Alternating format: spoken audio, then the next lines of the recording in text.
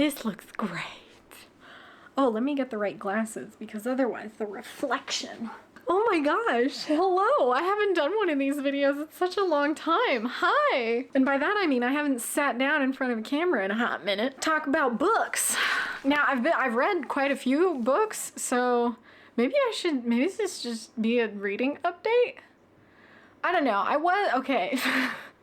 For a while I was doing like the seasonal reads, which I'm still kind of doing. Like I made a TBR of books that I'll read in the season, and I figured that I would do reviews for each of them, but they've been kind of meh so far. Some of them are parts of series, and I feel like I have to finish the whole series, or at least read as far as I can into the series, and then if I do end up giving up, then I'll talk about it. So yeah, my reading type of videos have not been very frequent, but I did do something. So I went down a bit of a rabbit hole when I was at work one day because I work at a library, and I decided I wanted to look at any new releases that were going to be coming out and if any of them interested me. And a few did, so I put some on hold, and one of them came in. It was Someone You Can Build a Nest In by John Wiswell, and I made some little sticky notes because this is a library book, so I'm borrowing it. And I got about halfway through and I just gave up. I DNF'd this book. I could not continue it. It wasn't the vibe that I was looking for. Now, I have been trying to implement the whole, don't finish books if I don't like them. But sometimes it's hard. And I'm gonna talk about why. And also, like, I'm sure a lot of people, I'm gonna get so many comments that are just like, no, just DNF it if you don't like it, blah, blah, blah, blah, blah. Plus, I don't even own it, so what the fuck is even the point to finish it? Here's the whole thing, though. I'm gonna run you through the process that goes on in my head, which is, I have a book. I was really looking forward to it. It started off really strong, and I'm just like, oh, it's gonna be good. And then I keep reading it, and it's slowly disappointing me more. And I'm just like, but it's a new release. I like never read new releases. I want to like it because I feel like a lot of people who read new releases are always like, oh my gosh, it's so amazing. And I'm starting to doubt some of those like new release reviews. Like, I don't know, is it maybe, what's that syndrome of, not syndrome, but that like when something's new, you're just super happy about it. And then in retrospect later on, you're just like, why was I so happy about that? It's like affect something. I'll Google it. So yes, I was really, really liking it at first. Let me talk about it just a little bit. This is a monster romance ace relationship horror. It has body horror, and the main character is Shen, which at first I was like, I'm gonna struggle with that name, but turns out I didn't really struggle with the name. She is an amorphous blob, okay? She can kind of take any shape she wants, although she does need like structures to, I don't know, it wasn't super well explained. Like, she has limbs, but I guess they're like tentacle limbs. But then if she wants more of a human form, she needs to use certain items to take a human form. Like, she uses a bear trap as a She uses a bear trap as like a rib cage, and then she uses people's bones that she's killed as like a jaw, a skull, femurs, fingers, but she can use just about anything. Also, she does identify as a she, which I was like, if you're an amorphous blob, how does that work? Like, aren't you just I was gonna say amphibious, that is not the word. Asexual? No, that's not the word either. I'll just Google that too and put it up on the screen because my mind is at a blank. Anyways, so it starts off with Shen, who is hibernating in her, I don't know, the basement cave, I guess, and she likes it the way it is. The way it is disgusting and gross and smelly. And people come in and they're gonna try and kill her, and she's like, fuck, I was hibernating, now I have to be careful because I don't have my full strength. But she does kill the people who come in, at least most of them, and then she tries to go back into the town so she can eat, find a human and eat, and she typically likes to kill people who kind of deserve it. Like, she's not big on killing innocent people, which, that's not super highlighted, so I was like, I mean, I get it. If you want to kill someone, you'd rather kill someone who deserves it. But she was going to kill some random guy who was just flirting with her. So she's a monster, right? That is settled. And I'm really liking this because I'm like, ooh, when is the romancy part going to come in? Is it going to be like, the partner knows that she's a monster? Because the premise kind of made it sound like the two of them are going to have to figure out the love interest's family dilemma. And I was like, oh my God, are they both gonna just kind of, I don't know, have this moral complex of like, well, you could just kill my whole family, but that's kind of wrong, right? I was hoping that the significant other that would come in would kind of provide that moral compass for Shen. But what happens is, it is an instant attraction, okay? The love interest is called Homily. I think that's her name, Homely. I'm gonna call her Homily. And she has a traumatic past with a family who's not very nice to her. And for some reason, Shen stops being a monster who will kill simply because she needs food, and all of a sudden she's just like, I love this human, I must care for this human, and I want to lay my eggs in her, but I know that that's not right, so I'm just gonna do everything the way a human would.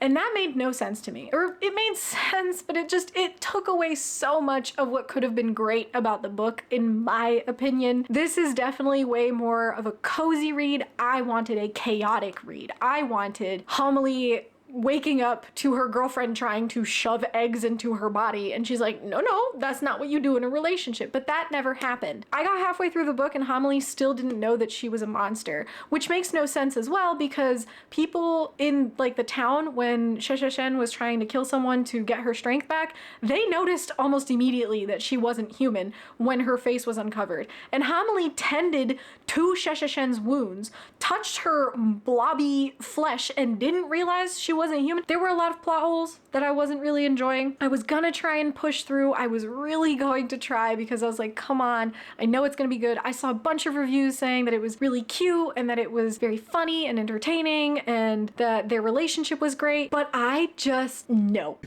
Be gone!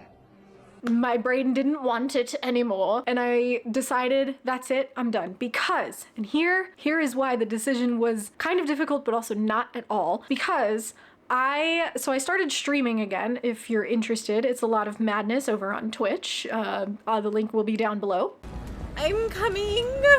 The people who hang out on my Twitch streams, I decided to make a Discord, and so on Sunday nights, it's been shifting sometimes, but we have Chaos Night, which is basically we play games or we watch movies, and the other night, they told me to watch Solo Leveling, which new anime is not something that I get into very easily. I tend to be hypercritical of it, which I understand, that is a flaw of mine, okay? I recognize that. But they told me to at least get to episode 6 of the anime, or the manhwa anime? I don't know, it's Korean. So, while I was kind of tearing this show apart for the first 5 episodes, they were like, come on, just get to episode 6, and I got to episode 6, and holy fuck, it was amazing. I finished the anime, and I was like, I need more. So one of the people in Discord said, well, it's a completed manhwa, so you can read it. So I immediately looked it up. I saw that it was online, and online you do have to pay for it. I think it's like on a website called Tapas or something, and you have to pay for it. But when I pay for something to read, I want to own it physically, but I didn't want to buy them right away because I was like, well, maybe I won't like the rest of it. So thankfully, my local libraries, because not my local library, but other ones in the state, I was able to request these, and different libraries will send each other materials if someone wants it. So I requested the manhwas, and I was postponing reading them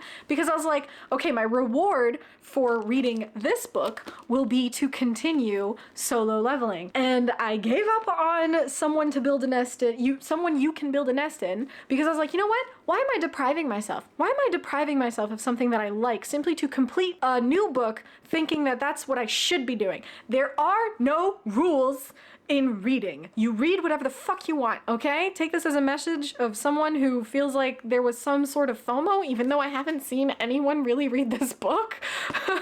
But so I continued it. I literally just finished volume 7, and I am obsessed. This is so good. The anime does so much justice to the art. I think that it was beautiful, and the rest of this story is fascinating.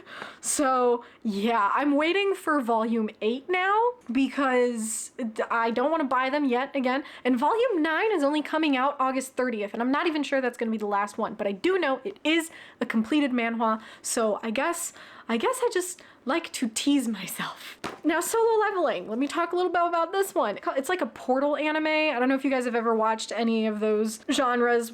I don't even know if anyone watching my videos watches anime. It's a portal anime. There are portals that are appearing in the city. In this case, I think it's Seoul in South Korea. And these portals are like dungeons, and there are people who have developed magical abilities, and they take a test to be ranked to see exactly what their magical potential is. Now, the ranking is set. If you are an E rank, that's the lowest rank, then you will forever be the shit tier. If you are an S rank, then you will forever be the god tier, okay? And it doesn't change. You cannot improve your abilities. So our character that we begin with is an E rank, obviously. It's the typical trope of he's so weak, there's no way he's gonna make it. And there was, you know, to me, it was very predictable, but basically he unlocks an ability. It kind of turns into like a video game thing where he gets put into a system and the system lets him level up. So he becomes the first person who quite literally he can go through the ranks. He can go from E rank to S rank. And yeah, I'm not gonna say much more than that.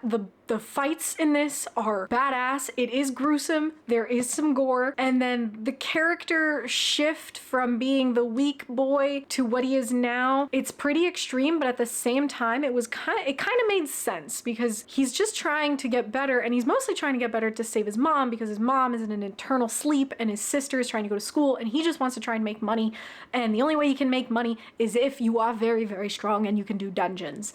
So I'm gonna end that there because otherwise I'm gonna keep on just gushing about solo leveling. I am hoping that when the manhwa is like fully published and I've read all of it, then I will do a full video on it because I am adoring it. So yes, this has been kind of like a reading update and also a message to all of you beautiful people, the ones who also feel like sometimes they're reading something because they feel like they should read it. Don't feel that way. All right? Fuck the FOMO. Fuck the, oh, this is what's popular, this is what I should read. Fuck the, oh, it's a manhwa or comic book, so it doesn't count as a book. Fuck the it's an audiobook, it doesn't count. It's an ebook, it doesn't count. Let the voices go. Read whatever you want. Watch whatever you want. Do whatever you want. I will even condone murder as long as they deserved it. Okay? Thank you. This was a message from moi. Have a wonderful rest of your day, week, month, whatever. And I hope you enjoyed this video. If you didn't, that's your prerogative. I will see you in the next one. Bye!